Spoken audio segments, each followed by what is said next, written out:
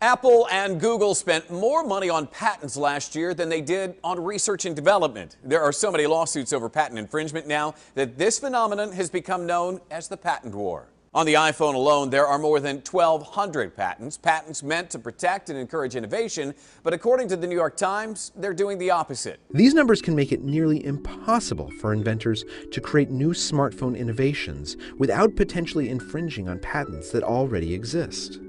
Some people say all these patents slow down innovation. Phone Arena says the patent system is simply outdated. The problem stems from the fact that the system was designed with the mechanical world in mind, and in the world of software, it turns out you can patent all sorts of generic concepts, blocking the way to business to smaller companies. It started in 2006 when Apple was forced to pay $100 million to Creative because it patented a portable music playback device that somewhat resembles the iPod.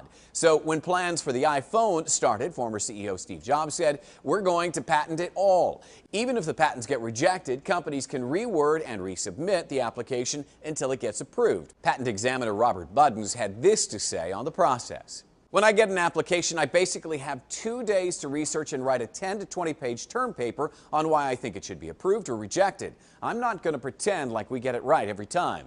Apple alone has been involved in 142 patent lawsuits, and some large companies exist just to sue over those patent violations. They're called patent trolls. So what's the solution to this mess of vague tech patents? Some say shorten the length of the patent term from 20 years to 5 to keep companies from reaching too far into the future. And Twitter recently introduced the Innovators Patent Agreement, which promises not to use patents as weapons. The IPA is a new way to do patent assignments that keeps control in the hands of engineers and designers. It's a commitment from Twitter to our employees that patents can only be used for defensive purposes. According to Stanford University, as much as $20 billion was spent on patent litigation and purchases in the last 2 years alone. I'm Jim Flink for Newsy. Multiple sources, the real story.